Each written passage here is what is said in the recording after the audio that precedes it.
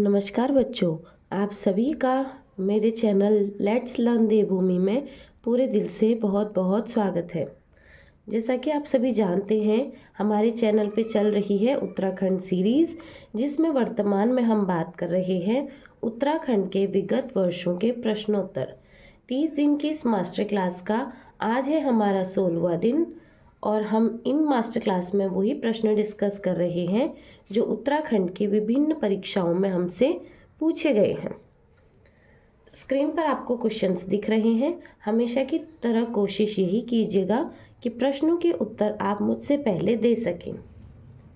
आज का पहला प्रश्न, उत्तरांचल राज्य निर्माण के समय केंद्र में किस पार्टी की सरकार थी? जब हमारे राज्य का निर्माण हुआ था तो इसका नाम उत्तरांचल था। तो यह पूछ रहा है, जब उत्तरांचल राज्य निर्माण हुआ उस समय केंद्र में किस पार्टी की सरकार थी? तो वो थी राष्ट्रीय जनतांत्रिक गठबंधन।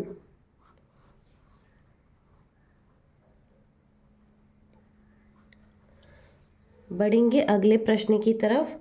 अगला प्रश्न है, गढ़वाल सर्वदलित परिषद का गठन 1928 में किया था।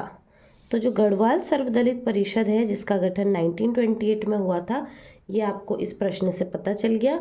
अब वो पूछ रहा है किसने किया था, तो यह किया था जयानंद भारती ने।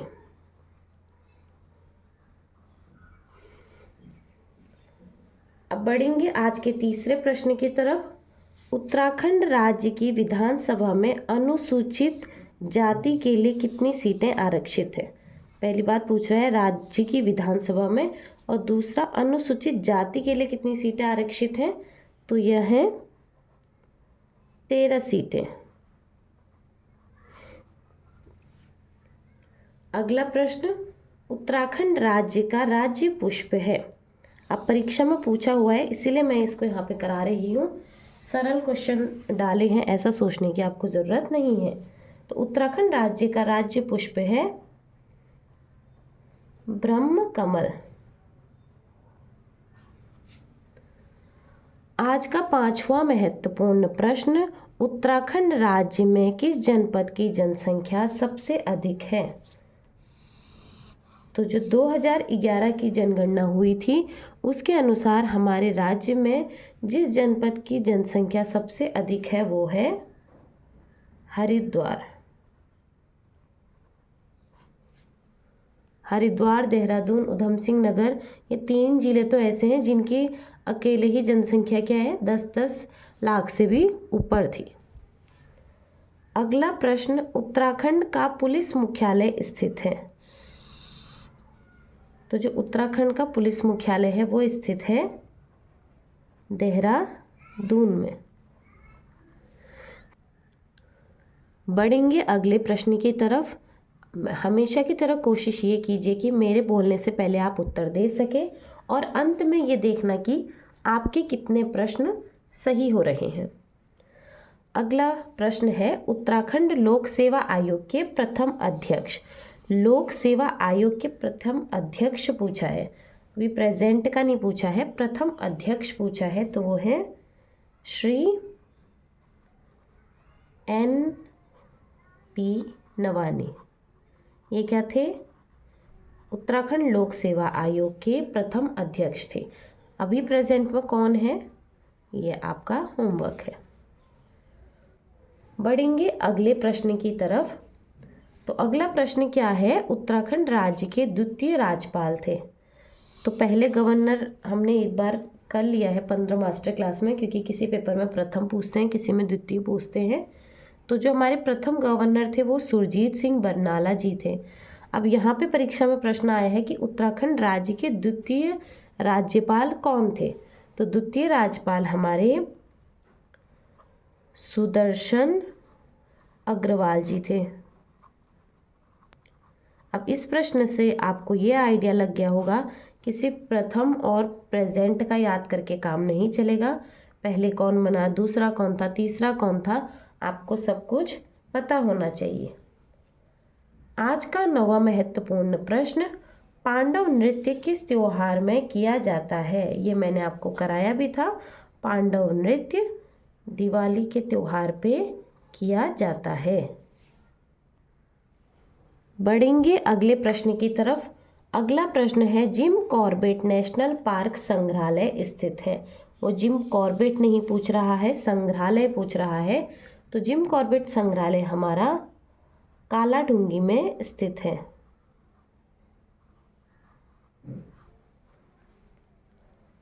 अगला प्रश्न, नंदा देवी शिखर किस जनपद में स्थित है? शिखरों की ऊंचाई आपने याद कर ली, लेकिन शिखर किस जनपद में है ये पता नहीं है, और प्रश्न कुछ इस प्रकार से बना तो आप फंस जाओगे। तो यहाँ पे प्रश्न आया था, नंदा देवी शिखर किस जनपद में स्थित है? यह है चमोली जनपद में। अब बढ़ेंगे अगले प्रश्न की तरफ। किस मुख्यमंत्री द्वारा उत्तराखंड में पंचायतों में महिलाओं का आरक्षण 33% से बढ़ाकर 50% किया गया? यानी 33% जो आरक्षण था उसे बढ़ाकर 50% किया गया। तो यह पूछ रहा है वह कौन से मुख्यमंत्री थे जिन्होंने उत्तराखंड में जो पंचायत है उसमें महिलाओं का आरक्षण 33% से बढ़ाकर 50% किया था? तो यह किया था भुवन चंद्र खंडूरी जी ने। और कब किया था? ये 2008 में जब ये मुख्यमंत्री थे उस वक्त इन्होंने ये आरक्षण को बढ़ा दिया था। अगला प्रश्न, उत्तराखंड विधानसभा के प्रथम अध्यक्ष कौन थे? उत्तराखंड विधानसभा के प्रथम अध्यक्ष की बात कर रहा है। तो उत्तराखंड के जो प्रथम विधानसभा अध्यक्ष थे वो थे प्रकाश पंत। मैं वीडियो देख रहे सभी स्टूडेंट से उम्मीद करती हूँ कि आप अच्छा स्कोर कर रहे होंगे, और जो बच्चे नई तैयारी कर रहे हैं वो प्लीज़ यहाँ से सिर्फ आइडिया लेना है आपको कि आपको तैयारी किस हिसाब से करनी है। बाकी आप अपना आराम से 1-1.5 साल का समय लीजिए तैयारी करने के लिए। और जो बच्चे पहले से तैयारी कर रहे हैं वो यहाँ पे क्वेश्चंस उतने टफ भी नहीं पूछे हैं, तो उम्मीद करती हूँ 25 में से वो 23-24 नंबर तो आराम से लेके आए होंगे। अगला प्रश्न है, उत्तराखंड में नंदा देवी शिखर की ऊंचाई क्या है? मैंने आपसे पहले भी पूछा था, क्योंकि पहले भी क्या है अलग अलग शिखरों की ऊंचाई पूछी हुई है, तो आपको हर शिखर की ऊंचाई पता होनी चाहिए। यहाँ पे परीक्षा में पूछा था नंदा देवी शिखर की ऊंचाई, जो कि है 7817 मीटर। आप कहीं पर 17 दिया रहता है, कहीं पर 16 दिया रहता है, कंफ्यूज नहीं होना है, 17 है। अगला प्रश्न, नीति आयोग द्वारा अगस्त 2022 में उत्तराखंड के किस जिले को भारत का सर्वश्रेष्ठ आकांक्षी जिला घोषित किया गया? ये 2022 के पेपर में प्रश्न आया था, तो 2022 से रिलेटेड आया था, क्योंकि जो हमारे राज्य का करंट अफेयर है उससे भी क्या होते हैं परीक्षा में प्रश्न बनते हैं। तो जो 2022 का उत्तराखंड का पेपर था उसमें यही प्रश्न था कि नीति आयोग द्वारा अगस्त 2022 में उत्तराखंड के किस जिले को भारत का सर्वश्रेष्ठ आकांक्षी जिला घोषित किया गया? तो वो था हरिद्वार। अब बढ़ेंगे अगले प्रश्न की तरफ। उत्तराखंड में आईटी पार्क कहाँ स्थित है? जिला सीरीज जब पढ़ाया था उसमें जो पर्यटक स्थल थे तब भी पढ़ाई थी आपको मेन चीज़ें। तो जो उत्तराखंड में आईटी पार्क है वो है हमारा देहरादून में।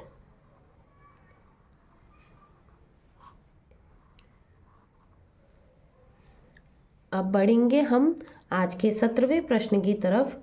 भारत की जनगणना 2011 के अनुसार उत्तराखंड के किस जिले में लिंग अनुपात सबसे कम है? तो जो लास्ट जनगणना हुई थी पॉपुलेशन काउंटिंग वो 2011 में हुई थी। प्रश्न था कि उसके अनुसार उत्तराखंड के किस जिले में लिंग अनुपात यानी कि सेक्स रेशियो सबसे कम था? तो वो था हरिद्वार। हरिद्वार वह जनपद जिसका सेक्स रेशियो सबसे कम था। और सबसे अधिक अगर परीक्षा में पूछा गया तो वो क्या है? अल्मोड़ा था। तो इस हिसाब से आपको साक्षरता सबसे ज़्यादा कहाँ की है, सबसे कम पढ़े लिखे कहाँ पर हैं, और जनसंख्या सबसे ज़्यादा कहाँ की है, सबसे कम कहाँ की है, क्षेत्रफल किस जनपद का ज़्यादा है, किस जनपद का कम है, ये क्रम पूरा याद करना होगा। क्योंकि अब परीक्षा में क्या पूछते हैं, वो टॉप 5 या कोई भी 4 नाम डाल देंगे और बोलेंगे घटते से बढ़ते क्रम में, बढ़ते से घटते क्रम में आप सही ऑप्शन को टिक कीजिए। तो उसके लिए आपको क्या है, पूरे 13 के 13 जिलों का याद होना चाहिए। बढ़ेंगे अगले प्रश्न की तरफ। अगला प्रश्न है, किसे उत्तराखंड का गांधी नाम से जाना जाता है? तो उत्तराखंड का गांधी कहा जाता है इंद्रमणि बडौनी जी को।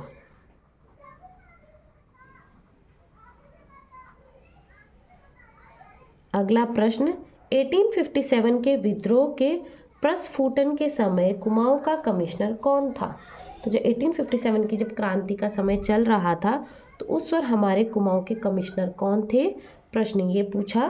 तो उस समय कुमाऊं के कमिश्नर सर हेनरी रैमजे थे और ये प्रश्न काफ़ी बार पूछा जा चुका है।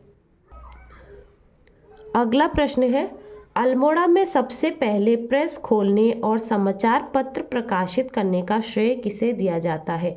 किसे क्रेडिट दिया जाता है हमारे अल्मोड़ा में सबसे पहले जिन्होंने प्रेस खोली और समाचार पत्र का प्रकाशन किया, उनका नाम पूछ रहा है। तो वो दिया जाता है बुद्धि वल्लभ पंत जी को। बुद्धि वल्लभ पंत जी को क्या दिया जाता है, सबसे पहले प्रेस खोलने का और समाचार पत्र प्रकाशित करने का श्रेय दिया जाता है।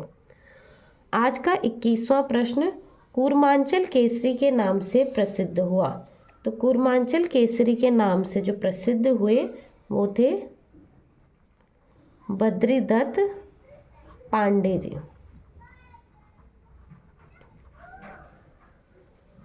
आज के 22वें प्रश्न की तरफ बढ़ेंगे।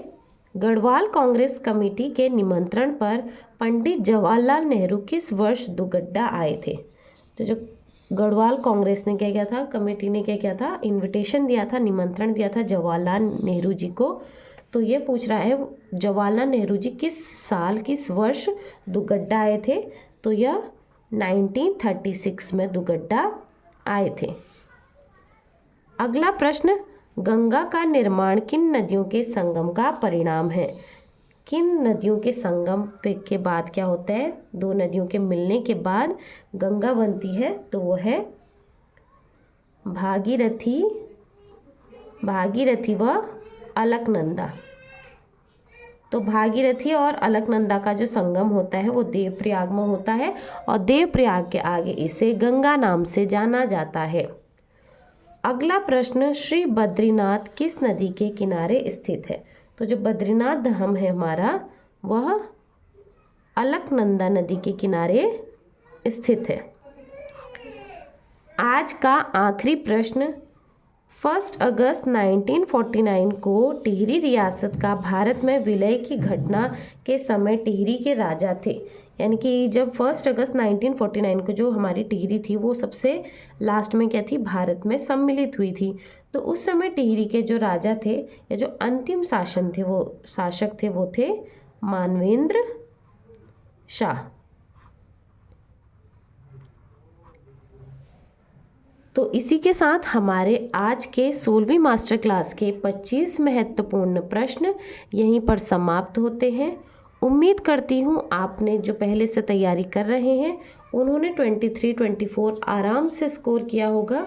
यह प्रश्न पत्र में क्या है, प्रश्न काफ़ी सरल आए हैं, कुछ ऐसे ट्विस्ट वाले नहीं हैं, कोई टफ क्वेश्चन नहीं है, सबका लेवल बहुत सिंपल है। तो उम्मीद करती हूँ आपको पढ़ाई समझ में आया होगा।